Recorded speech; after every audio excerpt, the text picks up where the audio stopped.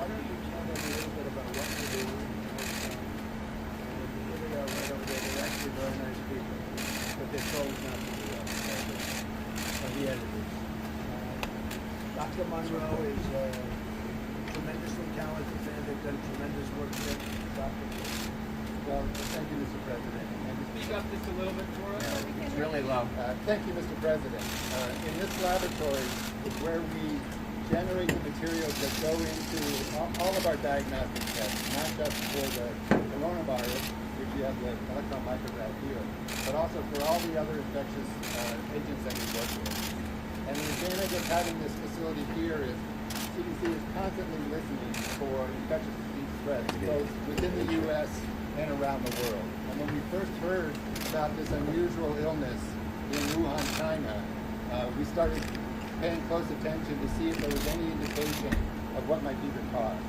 And as soon as the Chinese announced that it was a coronavirus and made available to the general public the sequence of that virus, we immediately started using that information, our scientists, to develop a test so that we could detect the virus. Can you hear them again? Here we go.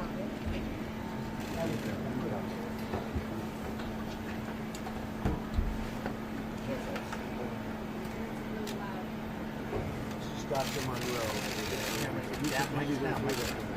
This is a little more comfortable, right?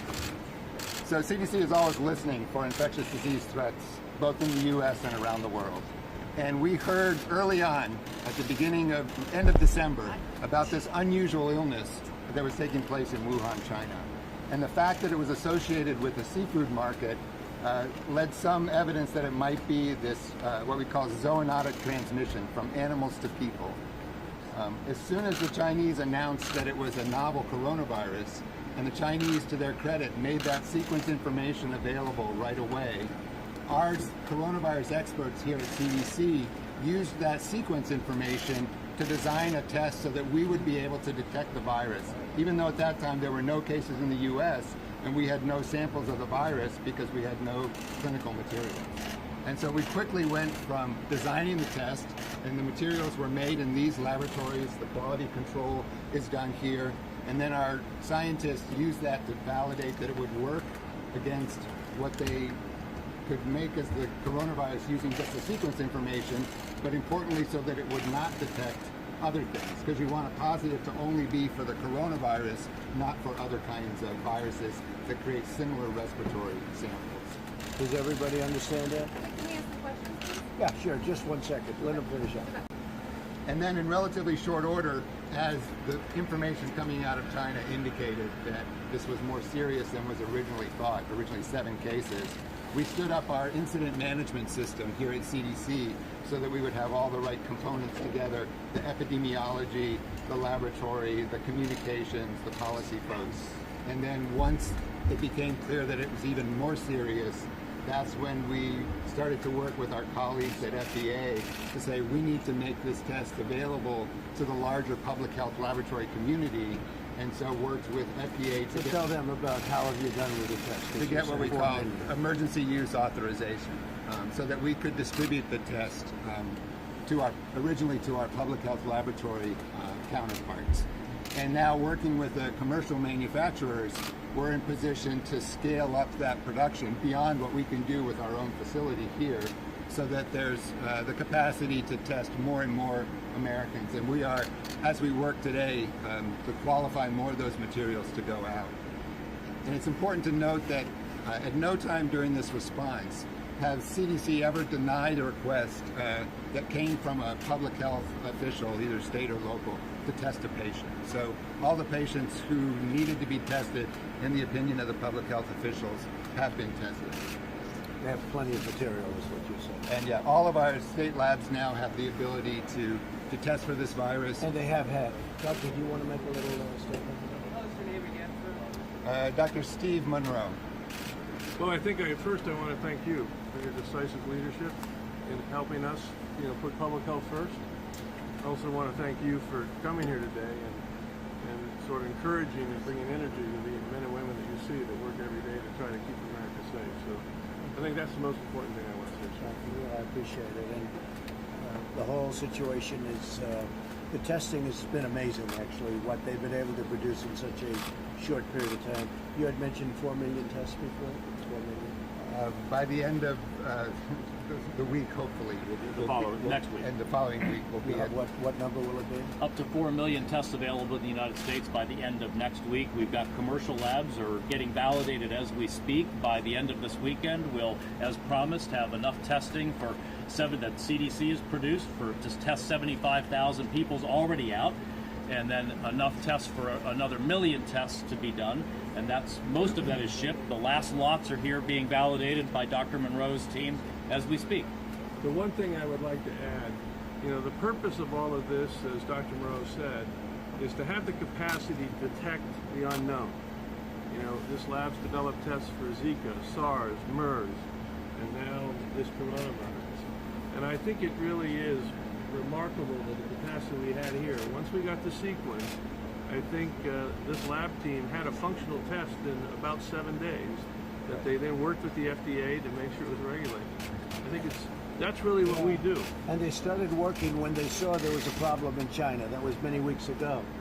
So they saw there was something going on in China long before anybody even heard of it. That was actually before it was even in the print. They heard there was a problem in China. That's when they started working on this, and that's pretty incredible. That's why we're in good shape. Is the coronavirus contained in the United States?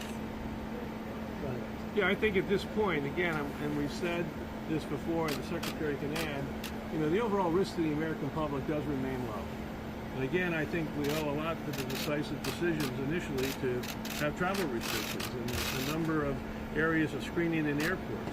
And then the most important is to get the public health community to do early case recognition, isolation, and contact tracing, which, again, the fact that we now had a test allowed us to do that a lot more effectively if we didn't have a test.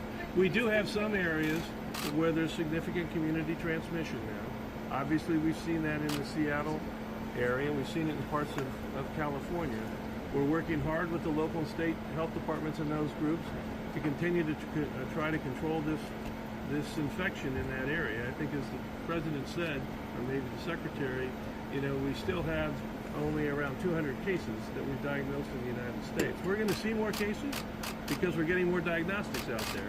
But I would say that, again, what I said before, that at the present time, the general risk to the American public remains low. We're going to concentrate and help those communities, though, that are now fighting the battle. Like in the state of Washington, some of you were there, I think, the other day when we were out there. So, I have a question for Dr. Monroe, please. Would you admit that the CDC did have problems with the testing? You say that there were people that the health officials never had to request anyone in the test, but you set such strict guidelines, so people were coming in and saying they couldn't get the test. We talked to dozens of people that have contacted us saying they couldn't get the test even though they had the symptoms because they didn't meet your criteria because your tests were faulty. So we did learn shortly after we distributed the first batch of our tests to some of the state health labs that there was an issue with one component of the test. And so we quickly put together a team to try to figure out what that issue was, and we suggested that people not test until we could sort that out. But what we have are 3 different signatures that we test for, and in working with FDA colleagues, we identified that 2 of those were sufficient to have a positive conclusive test. And so we've moved forward now with testing with just the 2 signatures. And this is something that could easily happen where we're just, again, starting from scratch with sequence information, building a test rather rapidly. We did small-scale testing here before rolling it out because our goal was to get it out to the public health labs as quickly as possible. But you didn't have to start from scratch. You could have just used the WHO's test. Why did you choose to start from scratch when it would be a longer process?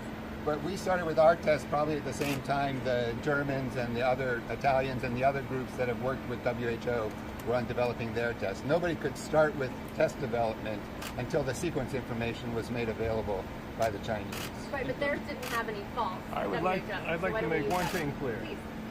When this test was developed in really very rapid time, it was first offered here at CDC. So all the public health labs of this nation could use CDC as we do when any new disease comes, and we can help them understand if this new pathogen is in that individual. That was available as soon as our test was approved by the FDA, not a faulty test, very accurate test. But the challenge was you had to send the sample here to CDC. That's the same test we use today.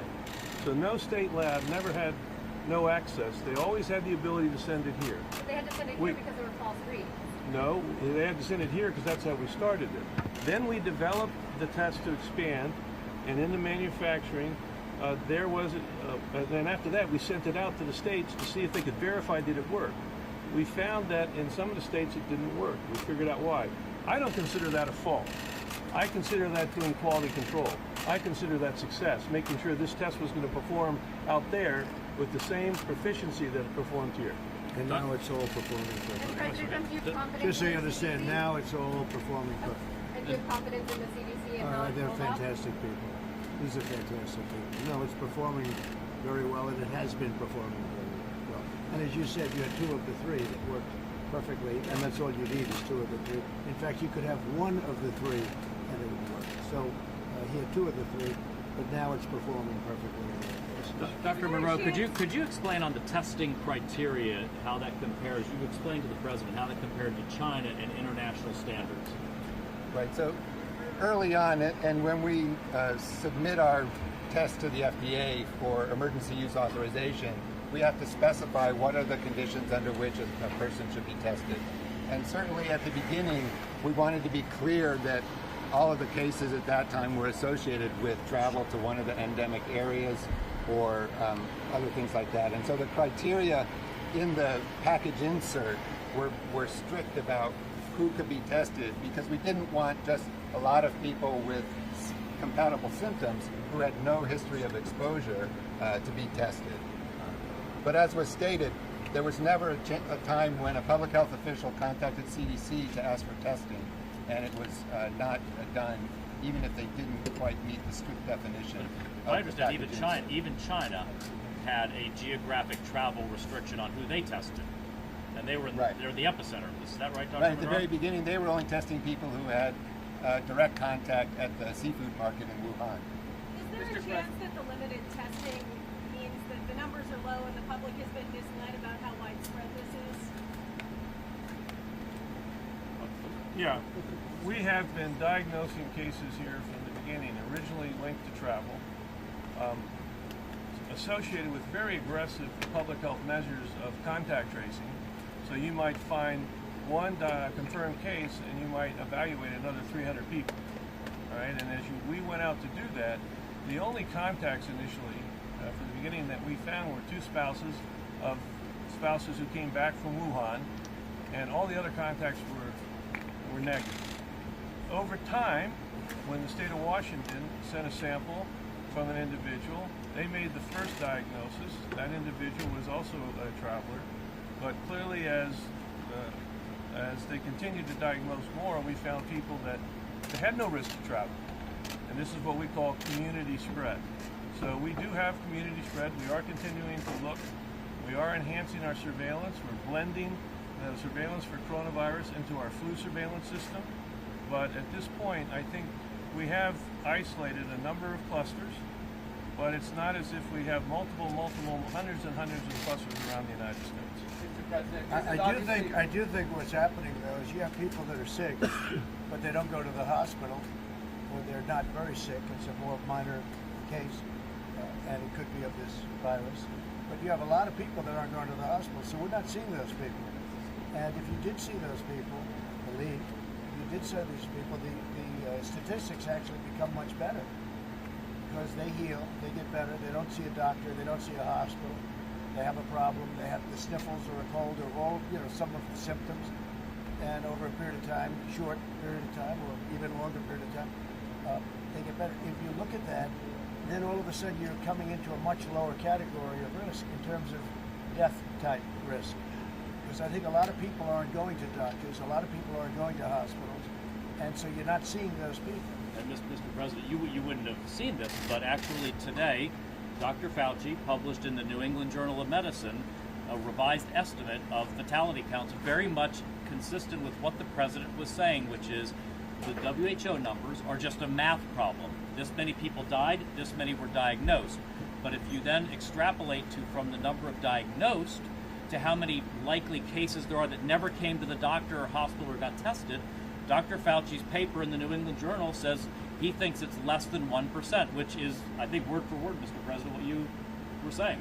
Can I just ask one question about containment? I mean, you're saying that you have you've seen these clusters, but from last Friday to today, we've gone from something like 57 or 59 cases. In 7 days, we have 200, and we even haven't had the testing to see if there's more than that. So now we're actually getting the testing. Don't you think it's likely there are a lot more people out there who are going to come and actually be sick?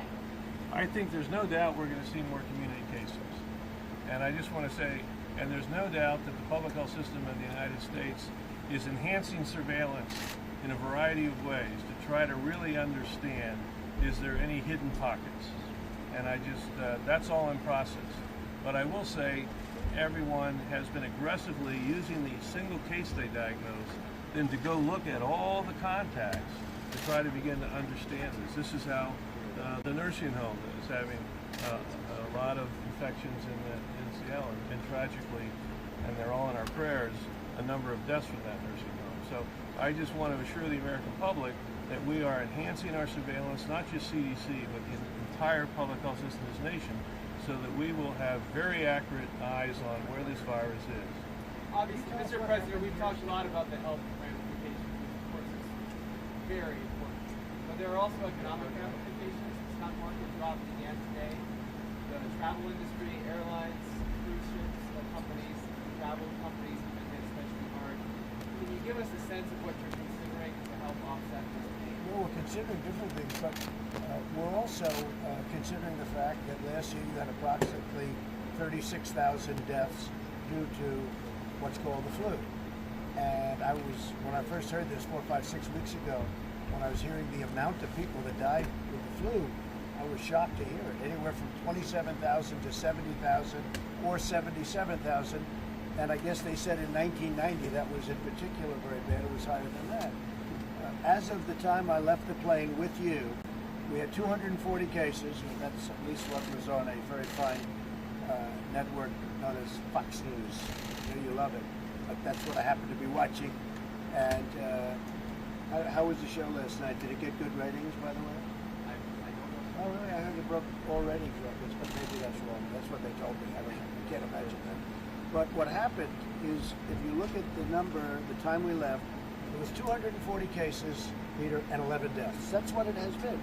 Now, you look at throughout the world, I mean, other countries have South Korea, Italy, and in particular China, have many. Now, I also hear the numbers are getting much better in those places, and I've heard the numbers are getting much better in China, but I hear the numbers are getting much better in Italy, et cetera, et cetera. But what I hear, so we have 240 cases, 11 deaths. Everything's too much, and it's true. I don't want 11 deaths. I don't want any deaths, right? But over the last long period of time, when people have the flu, you have an average of 36,000 people dying. I never heard those numbers. I would have been shocked. I would have said, does anybody die from the flu? I didn't know people died from the flu. 36,000 people died. 27,000 to 77,000, that's your flu. And again, you had a couple of years where it was over 100,000 people died from the flu. So I start to say, I wonder what's going on here. Now, if you look at the percentage for the flu is under 1%. But this could also be under 1% because many of the people that aren't that sick don't report. So they're not putting those people in there, and you're smiling when I say it. Who are you from, by the way? I'm from CNN. You are, I don't watch CNN, that's why I don't Okay. recognize you. Nice to meet you. I really don't. I don't watch it. I don't watch CNN because CNN is fake news. Go ahead. Can you just address the economic piece, though? Because there is obviously a lot Of course it's an effect. I mean, it is an effect. Now, you know, if you know anything about me, I like when people happen to stay in the United States and spend their money in the United States, okay? So I think people are staying in the United States more. They're going to spend their money in the United States. So business is ended. It will end. People have to remain calm. I do think that if you look at the numbers, and you look at the numbers from other years on other things, and you look at these numbers, it'll be interesting to see what you find. And statistics will soon be coming out. But there was a big statistic today that it's way under 1%. They said 1/10 of 1% in one case, but nobody really knows. We'll be able to find out. The problem is the people that get better, that don't see a doctor, don't go to a hospital, those people get better. If they were in the numbers would look much better in terms of death rate. Are you concerned there'll be some bankruptcies? Oh, I think you'll have other things. The amazing thing, look at the job numbers today. We had a tremendous job number today. We had a number that when you add last month's number, which was a correction of plus 80,000 jobs, wasn't it a 350,000 jobs number today? That was shocking. I was watching a particular network, and they said on the network, but they're pros, they said, wow, these are unbelievable numbers. They were shocked by the numbers. Over 350,000 when you add last month's correction. Peter? So Mr. President, all these organizations that are canceling conventions and trips and study abroad programs, all the organizations and businesses that are canceling conventions and meetings and travel and so forth, even within the United States, are they overreacting or are they taking the right precautions? I think it's fine if they want to do it. I don't think it's an overreaction, but I wouldn't be generally inclined to do it. I really wouldn't be. Now, it depends on what country you're talking about. If you're talking about if they're going to another country, or you're talking about within the United States? Within the United States, a lot of places I mean, you know, canceling. they have to feel comfortable. People have to feel comfortable to have a good time. If you look at, do I want to go to China? Do I want to go to certain parts of Italy? Do I want to go to South Korea right now? You know, that's a different decision. But you have some parts of the world and some parts, most parts of the country. Look, in this big, vast land of ours, this great country of ours, we have 240 cases. Most of those people are going to be fine. A vast majority are going to be fine. We've had 11 deaths, and they've been largely old people who were susceptible to what's happening. Now, that would be the case, I assume, with the regular flu too. If somebody is old and in a weakened state or ill, they're susceptible to the common flu too. You know, they were telling me just now that the common flu kills people, and old people is sort of a target. Also, they're very young. And the young. Now, the interesting thing here, it's very interesting. The interesting thing here is that the young seem to be doing unbelievably well, actually better than they do with the flu. Young people, and very young people, are doing very well, which is another thing I guess they're trying to figure out. And Mr. President, you're shaking a lot of hands today, taking a lot of close pictures. Are you protecting yourself at all? Not at all. How are you No, staying not away at all. from germs? Not at all. You know, I'm a person that is never big on the handshaking deal throughout my life. They used to criticize me for it or laugh about it or have fun with it.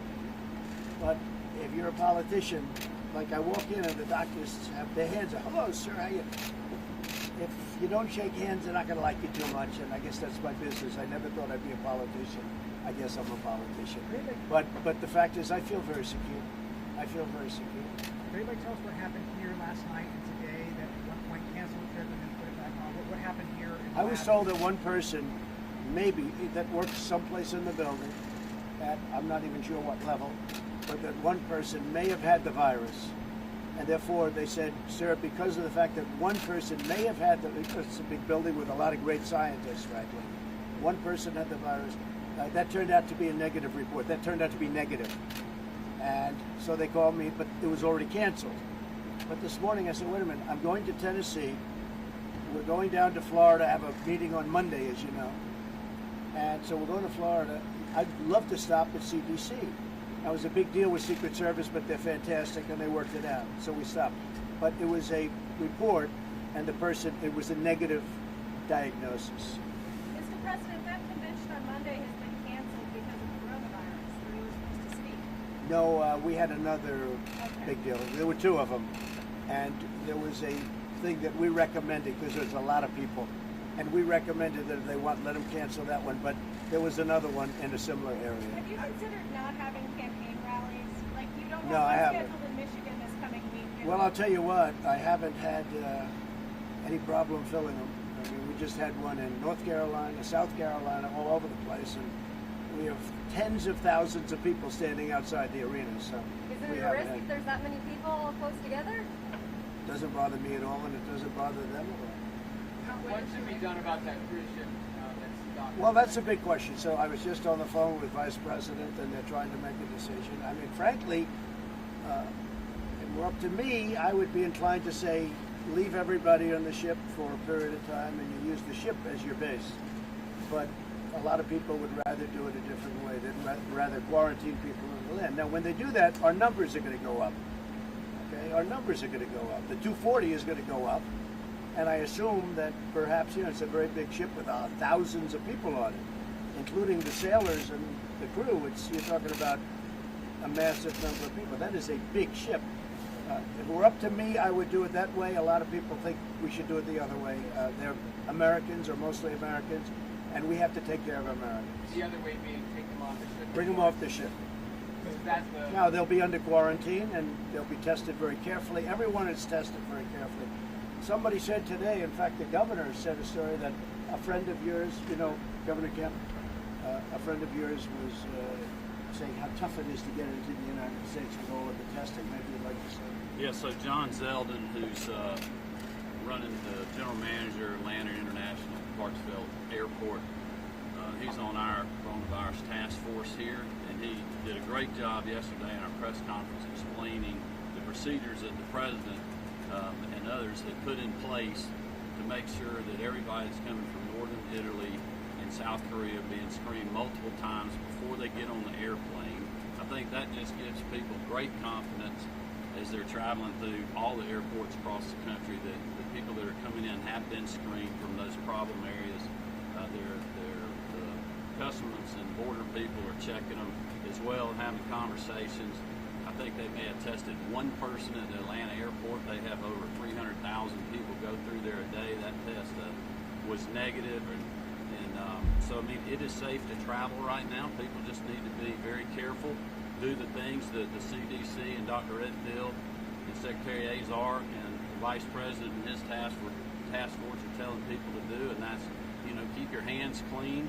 Just be careful where you're going. If you're sick, don't go to the airport. Don't go. But he was very impressed with how hard it is to get on the plane. He was tested 2 times, and then one person said 3 times just to come in. I mean, we're watching it very closely. The people are doing a good job, and instead of being negative, you should be positive. These scientists are doing a phenomenal job with something that came from out of nowhere a very short time ago. Not trying to be negative, trying to help people understand when they can get the test. And I want to ask Secretary Azar, because he said most of them had shipped out. Can you tell me exactly how many people as of right now can be tested? You told me yesterday you thought it'd be 475,000. How many kits have been shipped, and how many people do you think can be tested back? Well, you got the CDC director who's doing it. Okay, why don't we have Dr. perfect. Redfield talk to you? You may believe him. You won't believe me. Why don't you talk to Dr. Redfield? No. We continue to send. Excuse me. No. Stand right here. We continue. Our first responsibility, CDC, as I said, was to develop the eyes, the lab test. Second responsibility is to get that out to the public health community. And we've now shipped out, I think it is enough to test 75,000 people into the public health labs now. Anybody that wants a test can get a test. That's and what I would just say that we started testing in our lab in Georgia, our Department of Public Health yesterday, which is a day earlier we thought it would be today. So we are actually testing today. And the second group was to get, how do you get tests into the clinical arena? Since our role was to get in the public health arena. And the FDA, the Secretary, under his leadership, was able to take the test that CDC developed, and one of the companies said they want to develop it and sell it. And that's what the Secretary referred to. IDT. Yeah, and by the end of this week, they were supposed to have about 1 million tests out. Yeah, 1 million tests. So they shipped 700,000 already. The remaining lots are actually being tested here. Dr. Monroe's got them as of, I think, 10:30 this morning, and they have to do the quality control, and then if they pass, But they I ship. think importantly, anybody right now and yesterday, anybody that needs a test gets a test. They're there. They have the tests. And the tests are beautiful. Anybody that needs a test gets a test. If there's a doctor that wants to test, if there's somebody coming off a ship, like the big monster ship that's out there right now, which, again, that's a big decision. Do I want to bring all those people on? People would like me to do that. I don't like the idea of doing it. But anybody that needs a test can have a test. They're all set. They have them out there. In addition to that, they're making millions of more as we speak. But as of right now and yesterday, anybody that needs a test, that's the important thing. And the tests are all perfect. Like the letter was perfect. The transcription was perfect, right? This was not as perfect as that, but pretty good. I want to add. We're handling it from South Korea. We're testing that you can't come in from South Korea unless they go But through. are they going to do it better than we I'd are? have to ask the doctors. Before that, I just wanted to add one other thing to the availability of clinical tests. The Secretary, the Vice President, last week brought together all of the major diagnostic companies that you all know so well, LabCorp, Quest, and asked them to come together as a group. And they already formed a consortium to work together to use their capacity, which is really substantial, to bring this test to doctors' offices around our nation. And when they presented it, they felt that either by Monday, they're going to begin to roll out this test now through LabCorp, through Quest. So as the President said, the issue now is whether the clinicians believe that this test is indicated in evaluating the patients that come to see them. It's not going to be about the availability of the test. It's going to be about the clinical judgment of the patient and the doctor or the nurse practitioner to get this test. Can I clarify about the And this is, by the way, the highest level test. Yes. Can I clarify This is quickly the highest level test anywhere. about the cruise ship? Has a decision been made? It's a very good question. And are you the final From decider? yes, from my standpoint, I want to rely on people. I have great experts, including our Vice President, who's working 24 hours a day on this stuff. They would like to have the people come off. I'd rather have the people stay, but I'd go with them. I told them to make the final decision. I would rather, because I like the numbers being where they are. I don't need to have the numbers double because of one ship. That wasn't our fault. And it wasn't the fault of the people on the ship either. Okay? It wasn't their fault either. And they're mostly Americans, so I can live either way with it. I'd rather have them stay on, personally. But I fully understand if they want to take them off. I gave them the authority to make the decision. Isn't that putting preference over not having more attractive numbers? No, or having no. I'm saying whatever it is, that takes precedence over the numbers. No, I like the numbers. I would rather have the numbers stay where they are. But if they want to take them off, they'll take them off. But if that happens, all of a sudden your 240 is obviously going to be a much higher number. And probably the 11 will be a higher number too. There must be some risk of leaving them on the ship, right? There's probably risk to both. Probably risk to both. You know, Is there going to be a way for us to advance our testing the way that South Korea has? They have the drive-through testing now. we're They're working taking very closely with South Korea. 10,000 people a day. Are we going to be Well, able to we're have that working kind of closely with capacity? them.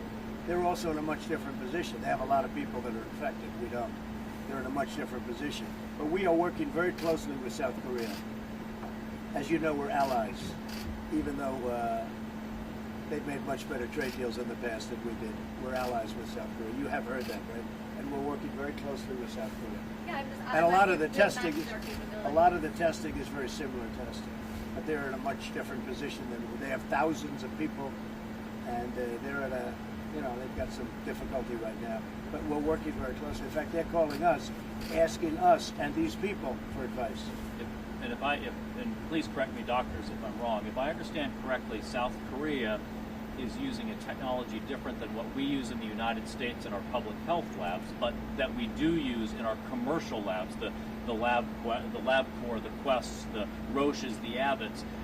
And that's exactly what Dr. Redfield was saying. We've been able to get up and running right away. Am I saying that correctly, Dr. Monroe? Yeah, just one point of clarification. The South Koreans, I would call it, they're doing drive-through sample collection. So this is not like a pregnancy test where you drive through, they take a swab, and they tell you on the spot if it's positive or negative.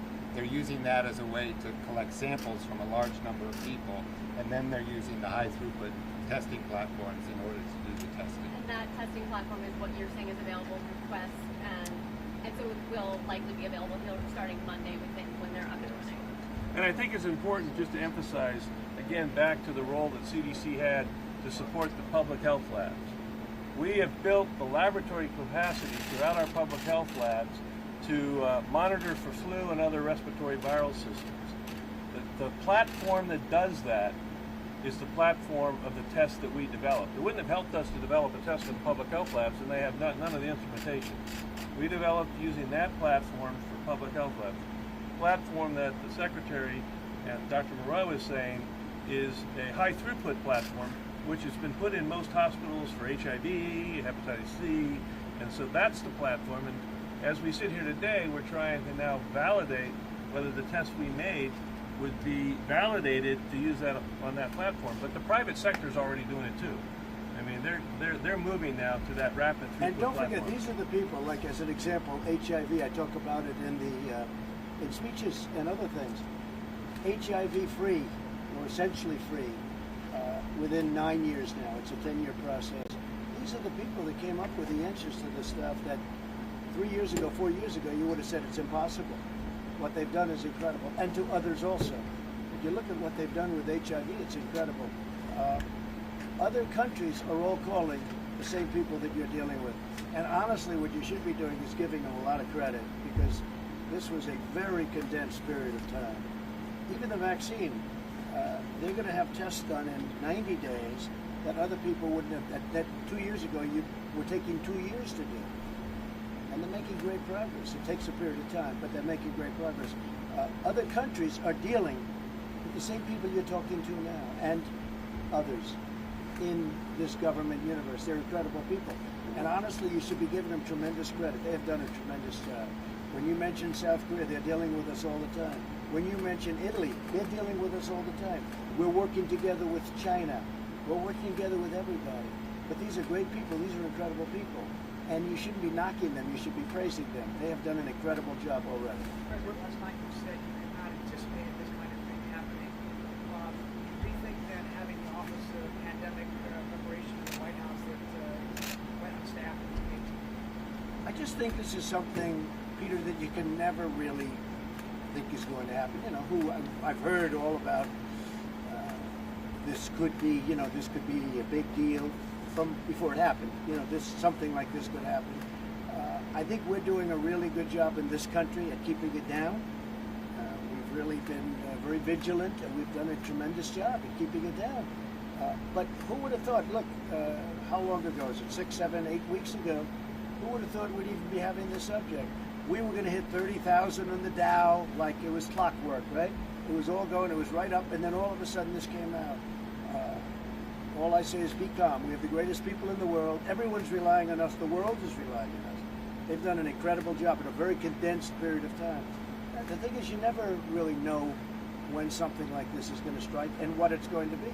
This is different than something else. This is a very different thing than something else. So I think they've done a great job.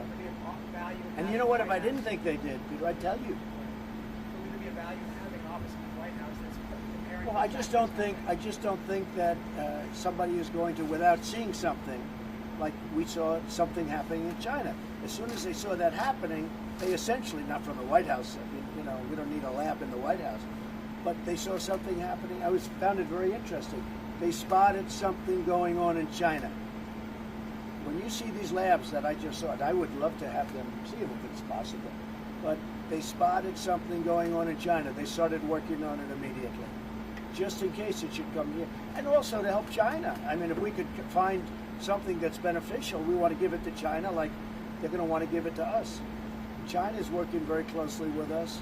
South Korea, Italy, all of them. They're working very closely. But we're doing, again, 240 and 11. That's where we are right now. Mr. President, on the numbers, where are we now with the forecast? What sort of numbers were? We don't have a forecast because we don't know. We don't know how many people are, have this, aren't going to see a doctor, aren't going to see a hospital. And the higher that number is, the better the number is from the standpoint of death, the death count. They get better without seeing doctors, without seeing hospitals. So nobody's marking it down. And I think the number is very high. I think that number is much higher, but it never gets reported because they're not going to hospitals or doctors. The ones that get reported are people that are really sick enough to go to a hospital or to a doctor. So it makes the numbers look worse. How can hospitals prepare for that? Well, we're prepared for anything. We're prepared. We are really very highly prepared for anything. And in a short period of time, I mean, what they've done is very incredible. And I've seen what they've done back there. It's really incredible. And just from a health perspective. And by the way, NIH, what they've done, I spent time over there. And I like this stuff. My uncle is a great person. He was at MIT. He taught at MIT for, I think, like a record number of years. He was a great super genius, Dr. John Trump. I like this stuff. I really get it. People are surprised that I understand it. Every one of these doctors said, how do you know so much about this? Maybe I have a natural ability. Maybe I should have done that instead of running for president. But you know what? What they've done is very incredible. I understand that whole world. I love that world. I really do. I love that world. And they should be given tremendous credit. And the whole world is relying on us. You know, you hear about, like you're saying about South Korea. South Korea is very much reliant on the information we're giving them. And they're reliant on the vaccines that we will come up with. Very soon we're going to come up. Now, it takes a period of time to get them tested and then put into the market. It has to be very safe. You can't give a vaccine that's going to be unsafe. It would be a disaster. So that's where we are. And I think these people deserve, all of them, scientists, doctors, I think they deserve tremendous credit. I really do. The vice president went to the Seattle area yesterday. He did. With Governor Inslee. Yeah. He was very complimentary of Washington's response. The governor was a little less complimentary of your response. So I told Mike not to be complimentary of the governor because that governor is a snake, okay? Inslee. And I said, if you're nice to him, he will take advantage. And I would have said no. Let me just tell you, we have a lot of problems with the governor. And the governor of Washington, that's where you have many of your problems, okay? So Mike may be happy with him, but I'm not, okay? And he would say that naturally. And as I said last night at the town hall, if we came up with a cure today and tomorrow everything is gone, and you went up to this governor, who's not a good governor, by the way, if you went up to this governor and you said to him, how did Trump do? He'd say he did a terrible job. It makes no difference. If we came up with a cure right now and tomorrow everything ended at 8 o'clock tomorrow morning, everything ended, he would say Trump did a horrible job, okay? And I told Mike that would happen. I said, no matter how nice you are, he's no good. That's the way I feel. Goodbye. Good luck to CNN. I have one quick question, just for the people who are watching who are concerned and have symptoms. Is it possible, or is it a good thing, or is it something that we're looking into to be able to test people in mass like they're doing in other countries, so that they can just show up and get tested? Well, they're not testing; they're sampling people in other countries. Then they're testing. No, excuse me. There's a difference. I heard what he said. They're sampling people. It's a drive-by. They give samples. Now, can we do that? Yeah, we can do that, but that's not effective like what we're doing. We're doing the whole thing in one stop. They're doing samples in South Korea. It's a very different thing. Go ahead. Would you like to say? Well, I would just say, we're at a stage in our experience with this virus that we are still deeply focused on control. Some people use the word containment and control. And I said about the important principles of early diagnosis, isolation, and contact tracing. And then now with some mitigation strategies, as you see in different areas when they're deciding should you close large gatherings. I think it's important to use the data and the science that we have. I mean, we're not blind to where this virus is right now in the United States.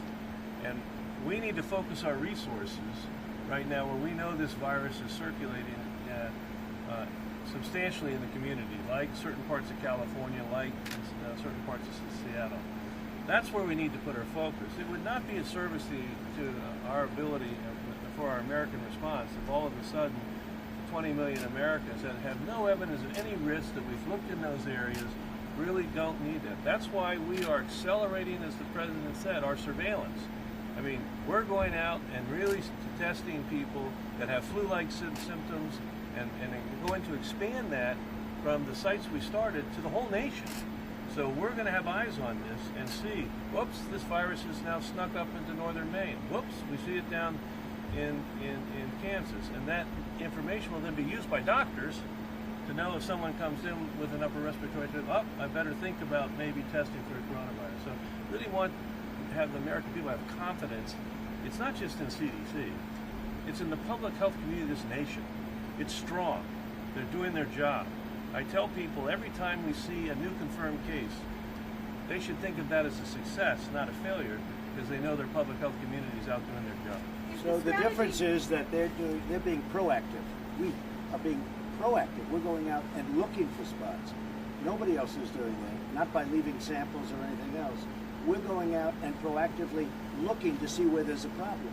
We don't have to do that, but we're doing it to see if we can find areas which are trouble spots. I don't even know if I agree with that. You'll find out those areas just by sitting back and waiting. But they're trying to find out before you would normally find out by waiting. And, you know, I think that's great, but that's what they're doing. We're the only country in that sense that's proactive.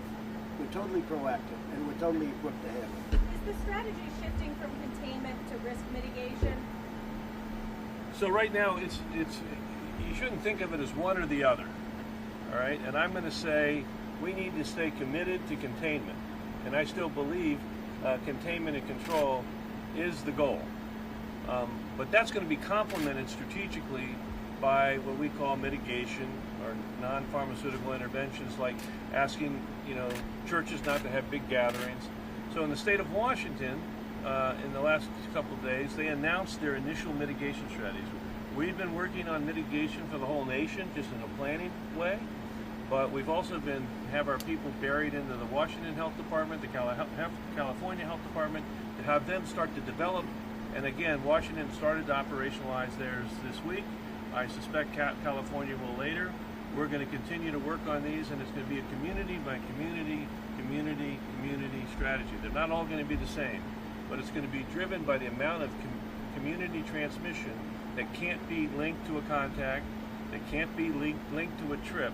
When you see significant, what we call on-link transmission, then you start to have to evaluate the value. So it's not one versus the other, but this nation should not give up on containment. Okay. Thank you very much. Thank you. Thank you very much.